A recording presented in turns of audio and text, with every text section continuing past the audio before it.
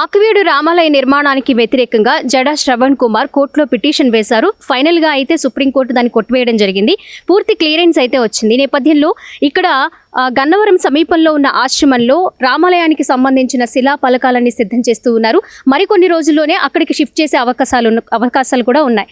ఈ నేపథ్యంలో వీటిని పర్యవేక్షించడానికి పరిశీలించడానికి డిప్యూటీ స్పీకర్ రఘురామకృష్ణంరాజు గారు కూడా వచ్చారు. మాట్లాడదాం. Sir, first of all congratulations sir. ఎలా అనిపిస్తుంది కోర్టులో కేసు గెలిచారు? చాలా సంతోషంగా ఉంది, వెరీ హ్యాపీ. లక్షలాది మంది రామభక్తుల అభిమతం నెరవేరింది. అన్ని అడ్డంకులు పూర్తిగా తొలగిపోయినాయి. మనం కూడా ఎక్కడా కూడా ఒకరోజు కూడా ఆలస్యం కాకుండా ఎప్పుడైతే ఈ రకంగా అవరోధాలు కల్పించడం ప్రారంభించారో వెంటనే ఆ తయారీ అంతా కూడా అక్కడ ఫిజికల్గా సైట్లో కాకుండా కమలానంద భారతి గారి ఆశ్రమం దగ్గర గన్నవరంలో మనం ఈ పనులన్నీ ప్రారంభించుకున్నాం.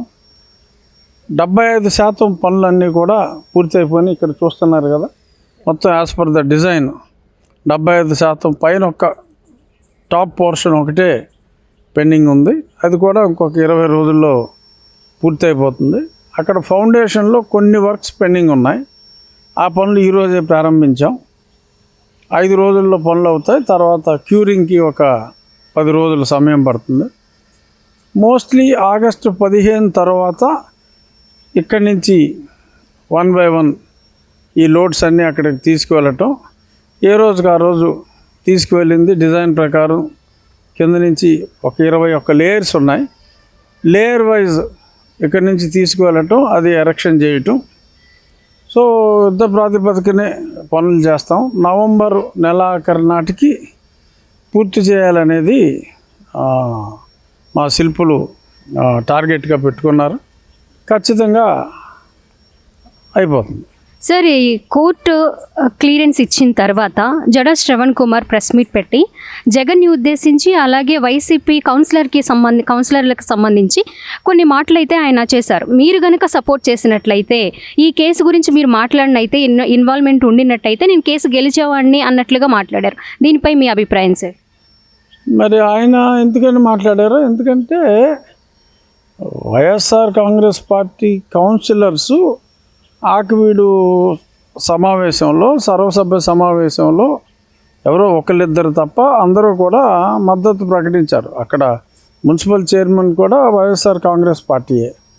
సో వాళ్ళు దీన్ని సమర్థించారు. ఎందుకంటే అక్కడ గతంలో అక్కడ రామాలయమే ఉందన్న సంగతి వారందరికీ తెలుసు కనుక వారు సమర్థించారు. సో బహుశా ఆయన ఉద్దేశం మున్సిపాలిటీలోనే తిరస్కరించి ఉంటే అసలు అనుమతి ఉండేది కాదు కదా అని చెప్పి ఆయన మాట్లాడి ఉండొచ్చు. బట్ అది సమంజసం కాదు.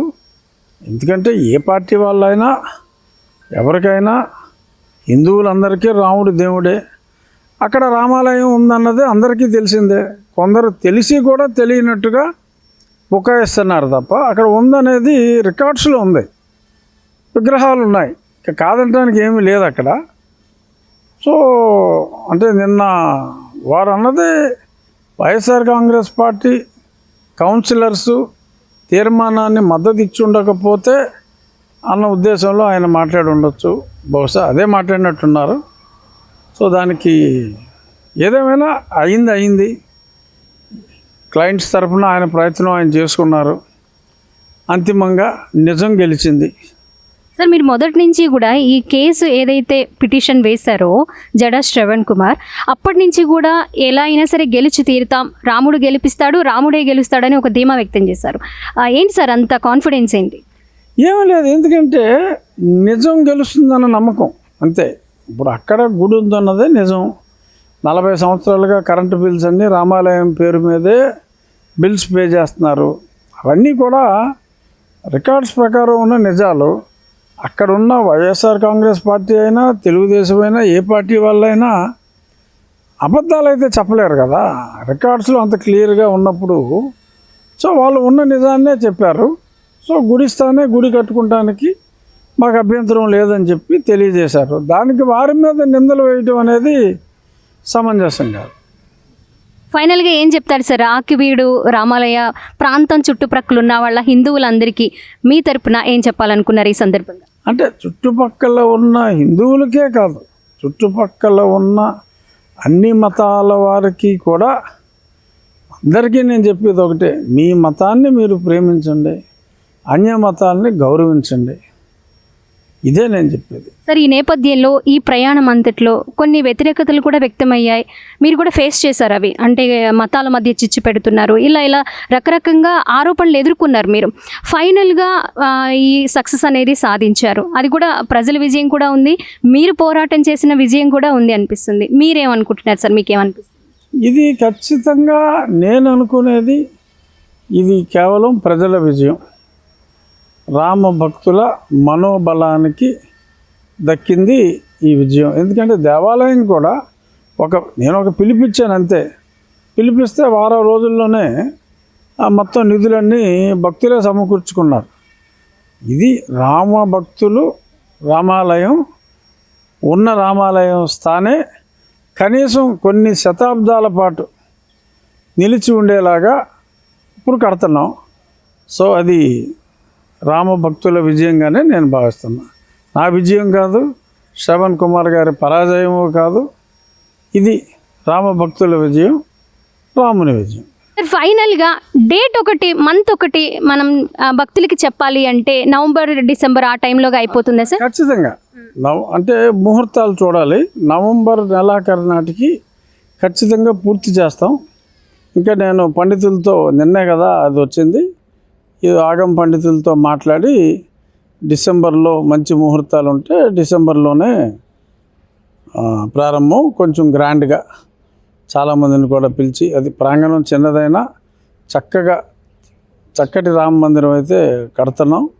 ఖచ్చితంగా ఓపెనింగ్ కొంచెం గ్రాండ్గానే పండితుల్ని, స్వామీజీలే కావచ్చు, రాజకీయ నాయకులే కావచ్చు, అన్ని రకాల వాళ్ళని కూడా పిలిచి చాలా గ్రాండ్గా చేయాలని. అదే సమయానికి ఆకివీడులో మేము చేపట్టిన చాలా అభివృద్ధి కార్యక్రమాలు కూడా పూర్తవుతున్నాయి.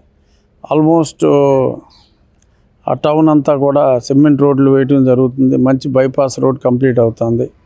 సో ఇంకా చాలా డెవలప్మెంట్స్ చేస్తున్నాం. అక్కడ నవంబర్ నాటికి ఒక open air theatre, NT Rama Rao గారి పేరు మీద ఒక ఓపెన్ ఎయిర్ థియేటర్ కూడా నిర్మాణం పూర్తవుతుంది. గతంలో డంపింగ్ యార్డ్లో ఉండేది హాస్పిటల్ పక్కన. అలా చాలా అభివృద్ధి కార్యక్రమాలు చేసాం. అవన్నీ కూడా ఒకేసారి చేసి ఆకివీడికి ఒక కొత్త ఫేస్ లిఫ్ట్ ఇచ్చి కార్యక్రమం ప్లాన్ చేస్తున్నాం. సో గ్రాండ్గా ఒక ఆకివీడు ఉత్సవం లాగా ఒక దేవాలయం, ఒక కళా ప్రాంగణం, ఆ రోడ్లు కావచ్చు, వాటర్ ప్లాంట్స్ అన్నీ కూడా కొంచెం సో కొత్త రకం మారిన ఆకివీడిని చూపెట్టే ప్రయత్నం ముహూర్తాన్ని బట్టి మోస్ట్లీ డిసెంబర్లోనే ఉంటుంది. Okay sir, thank you. Thank you. So చూడొచ్చు, ఇది ఈ సక్సెస్ని ఏదో నా విజయమో లేక జడ శ్రవణ్ కుమార్ అపజయమో లాగా కాదు, ప్రజల విజయంలాగా మేము భావిస్తున్నాము. అతి త్వరలోనే వాటికి సంబంధించిన పనులన్నీ పూర్తి చేసి నవంబర్ డిసెంబర్లోగా మరి ఒక ఉత్సవంలాగా ఏర్పాటు చేసి ప్రజలకు ఆకివీడు రామాలయాన్ని అందుబాటులోకి తీసుకొస్తామని కూడా చెప్తూ ఉన్నారు రఘురామకృష్ణరాజు గారు. కెమెరా పర్సన్ రాజేష్తో స్వాతి, విజిల్ న్యూస్, గన్నవరం నుంచి.